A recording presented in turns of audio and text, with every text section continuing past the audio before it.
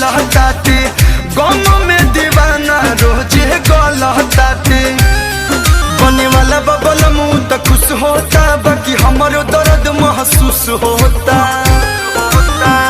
पढ़निया फत में पढ़ी पढ़ी खत में यारवा के समाचार पढ़निया फत में पढ़ी पढ़ी खत में यारवा के समाचार।